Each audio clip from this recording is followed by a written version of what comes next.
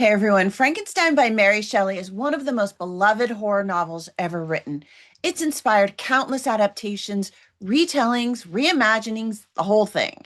Shelley's novel has influenced generations of writers and scientists alike. It has shaped technology, inspired new innovations, and become a cornerstone of how we talk about creation, imagination, horror, and humanity. When a new version of Frankenstein comes along, it has to rise to the occasion. It has to bring something new, something innovative, something worthy of Shelley's masterpiece.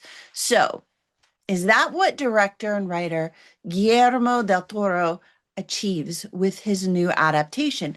And honestly, what would Mary Shelley herself think of this new film? Frankenstein has a short theatrical release, followed by Netflix premiering it on November 7th. So if you're trying to decide between seeing it in the theater and waiting to stream it, I'm going to help you try to figure that out. Which experience might be the best fit for you? That's what I want to help you figure. So, Frankenstein is the story of these two men, Victor Frankenstein and his creation. Victor is this driven scientist and medical doctor whose life really is defined by the death of his mother and the cruelty of his father. That trauma, it sends him on this relentless quest to overcome death itself. He wants to conquer mortality and master the forces of life and death.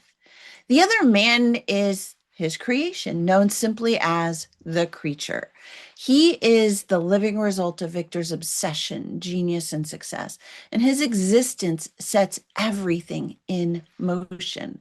What works especially well in this adaptation is how Guillermo del Toro structures the narrative. The story really unfolds in these three interwoven layers. The primary layer is the present day confrontation between Victor and the creature, which really opens and closes the film, and it also threads the whole narrative together. The second layer is told through Victor's perspective. We see his formative years with his family and his adult relationships with his younger brother William and with Elizabeth, and his professional work as well, which really defines his life. And then there's the third layer, and this is from the creature's perspective, revealing what happens after he's brought to life. We see the world's reaction to him, along with all of this confusion and cruelty that he experiences. And that really sharpens his understanding of himself, as well as how the world itself sees him. Del Toro's version digs into the humanity that really binds families together and shapes who we become, first through childhood and then through how our experiences kind of shape us as adults and change our place within our family environment and the world. We see both men wrestle with fear and compassion and violence. Their stories mirror each other and lead to a final confrontation. I'll keep this review spoiler free through the recommendation section, so it's safe to watch up to that point if you don't want to be spoiled. I will get into a few key spoilers in my final thoughts at the very end of this video. So if you prefer no spoilers, you'll be able to stop before that point and then come back to it later after you've seen the film. So while you're here, please do remember to give the video a thumbs up and subscribe for more reviews because I love talking about movies with you. So Victor's obsession with conquering death really drives every moment of his life.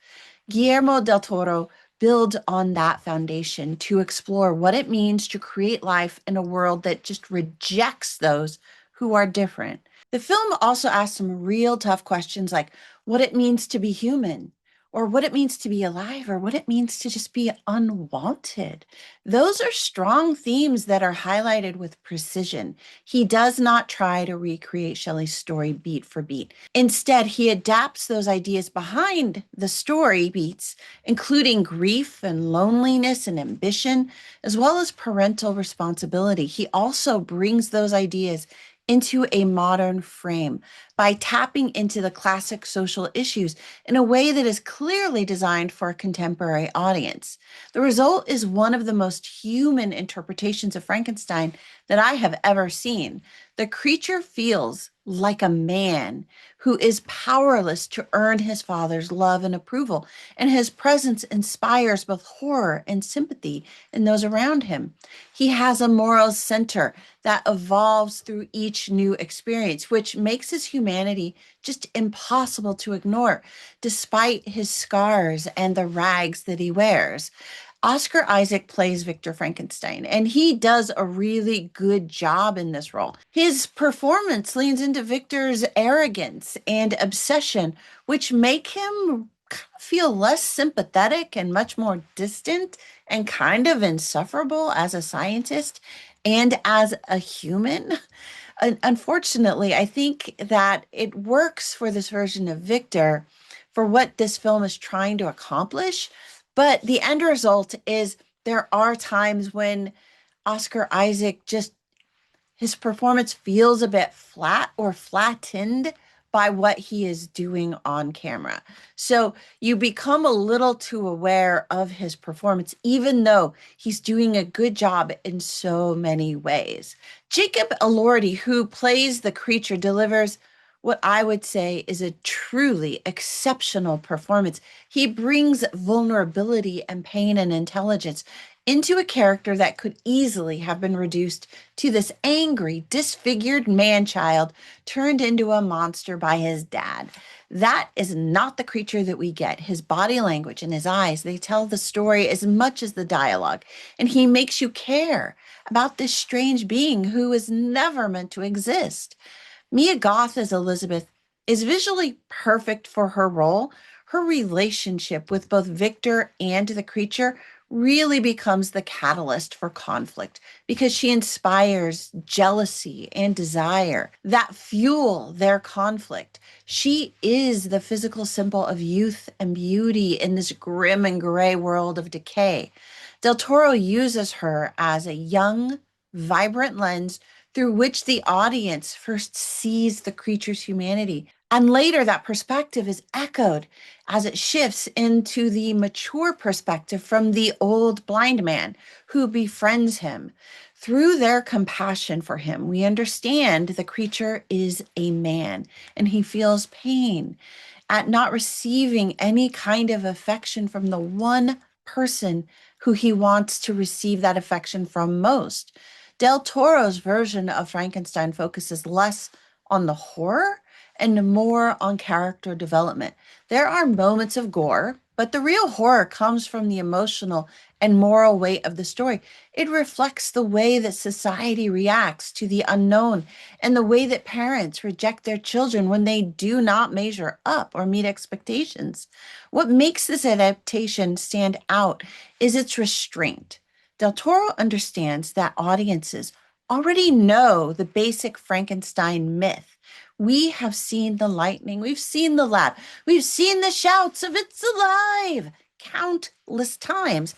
Rather than repeating those familiar scenes, he offers us something more introspective that explores our own humanity through the relationship between Victor and his creation.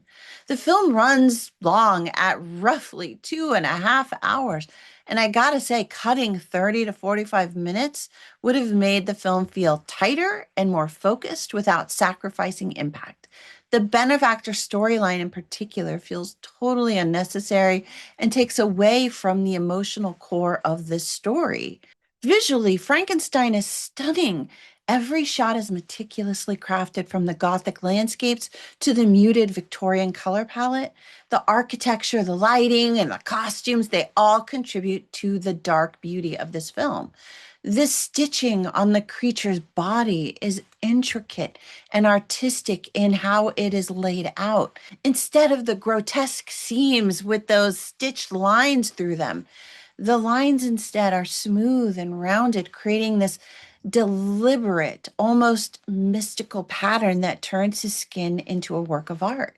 In the novel, Mary Shelley actually describes Victor as assembling the most beautiful features he could find.